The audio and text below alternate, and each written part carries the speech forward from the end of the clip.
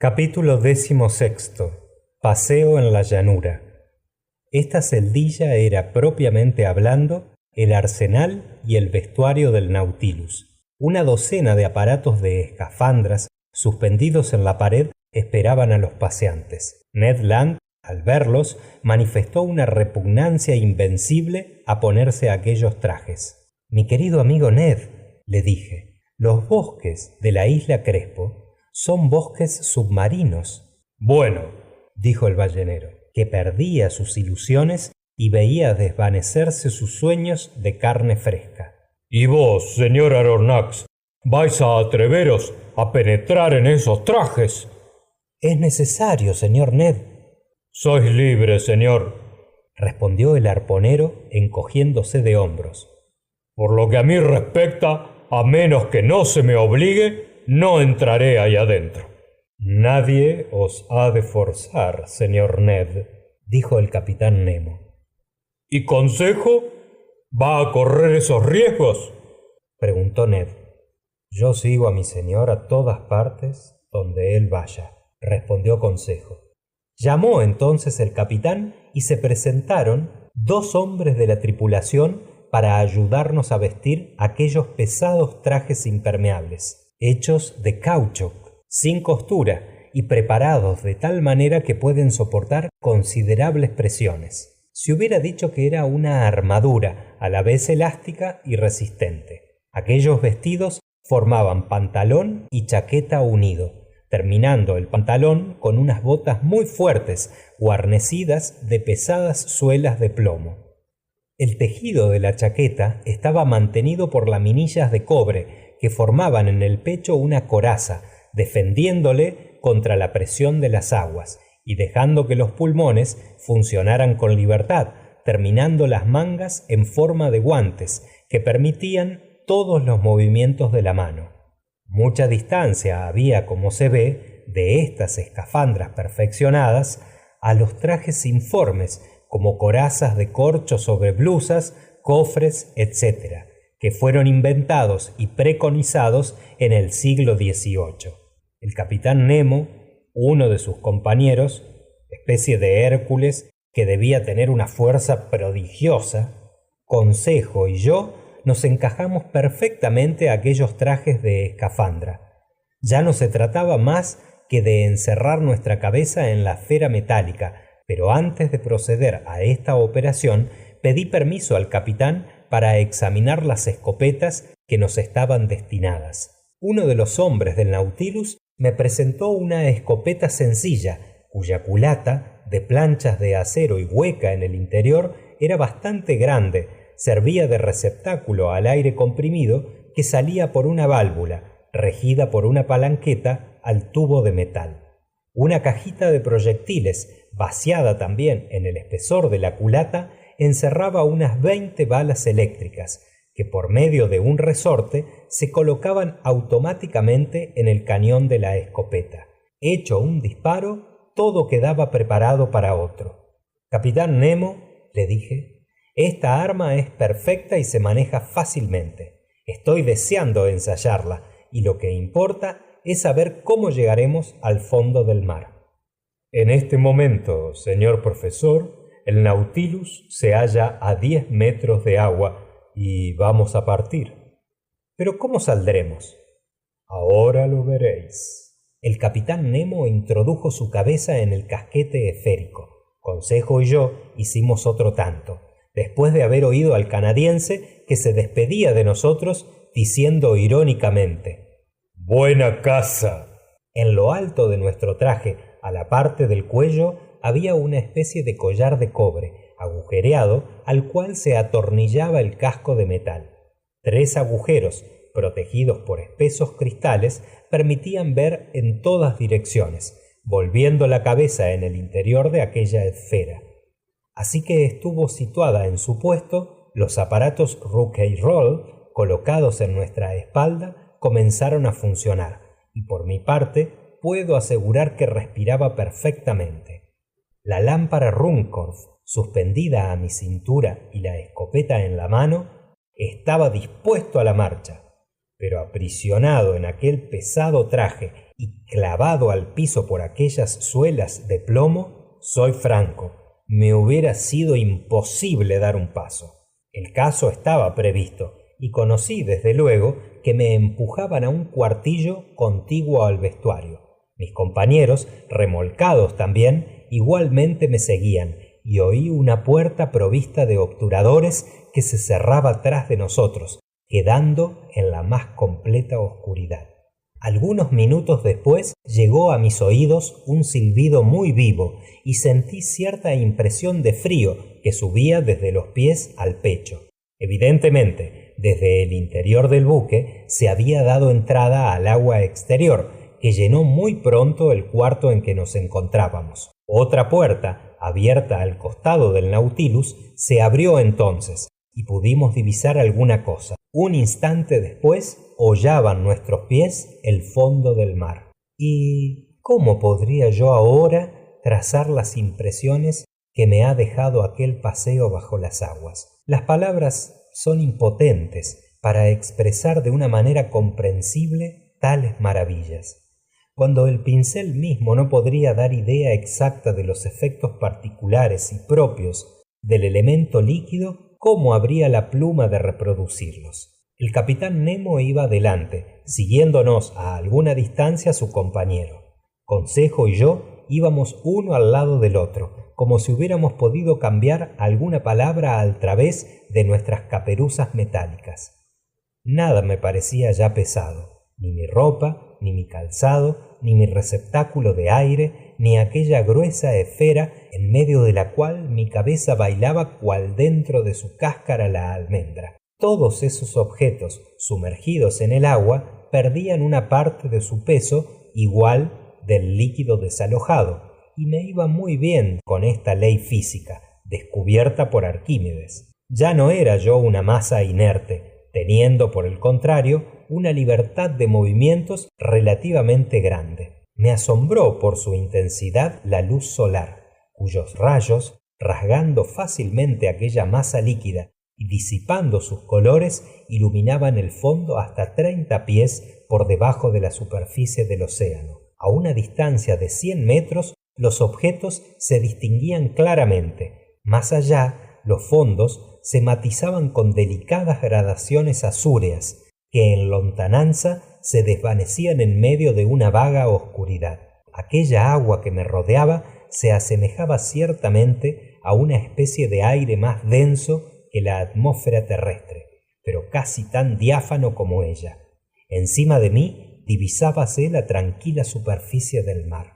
Caminábamos sobre un suelo de arena fina, liso y no rizado como el de las playas, que conservan la huella de la resaca.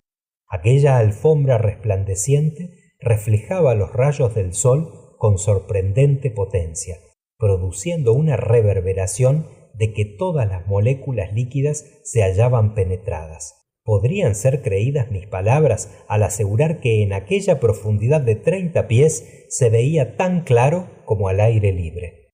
Durante un cuarto de hora anduve pisando una arena ardiente, sembrada de un impalpable polvo de conchas. El casco del Nautilus, dibujado como un largo escollo, se alejaba de nuestra vista paulatinamente, pero su fanal, cuando llegara la noche, debía facilitar nuestro regreso a bordo, proyectando sus rayos luminosos con perfecta nitidez. Efecto difícil de comprender para quien solo en tierra ha visto esas ráfagas blanquecinas de luz eléctrica tan vivamente pronunciadas. Allí, el polvo que fluctúa por la atmósfera les da la apariencia de una niebla luminosa, pero sobre el mar y dentro del mar, esos destellos se transmiten con incomparable pureza. Entretanto seguíamos andando, sin que la vista alcanzase, al parecer, los límites de aquella extensa llanura de arena.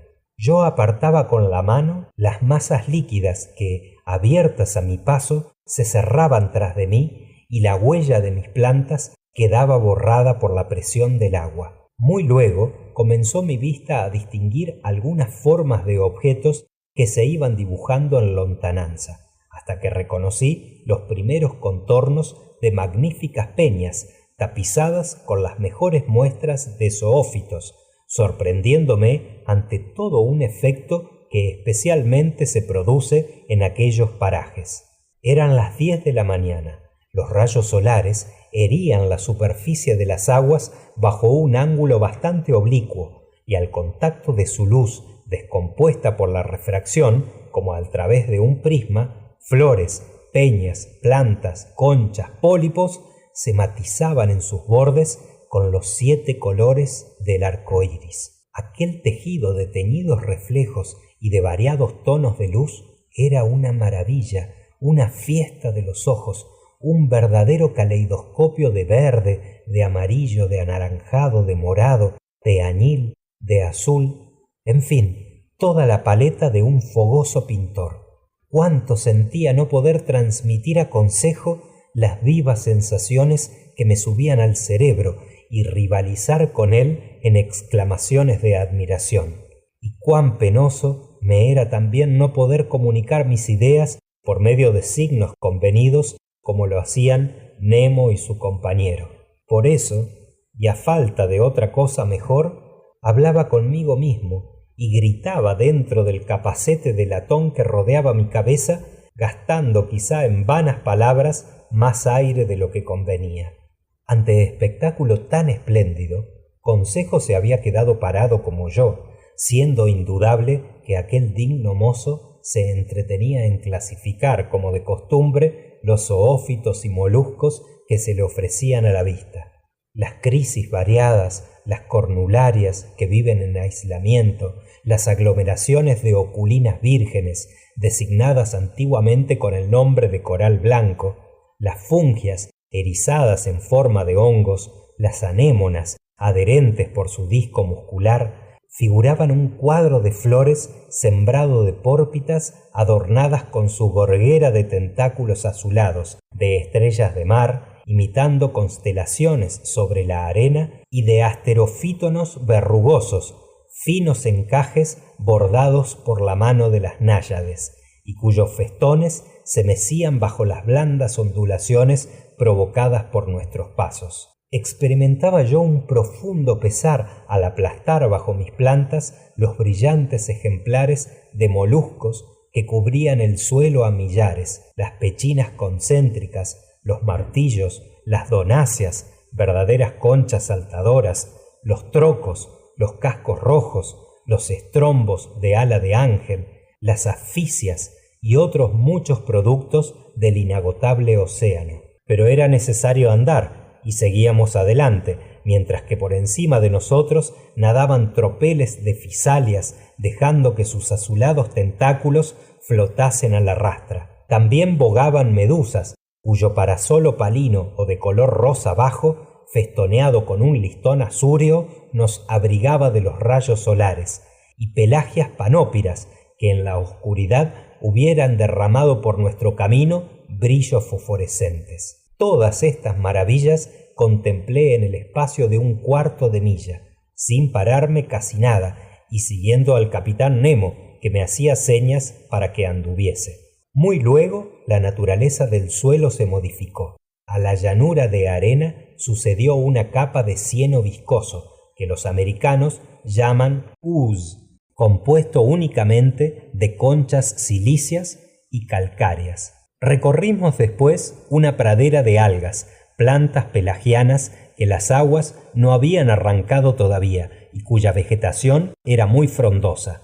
Aquel césped de tejido menudo y suave bajo el pie hubiera rivalizado con las alfombras más blandas labradas por la mano de los hombres.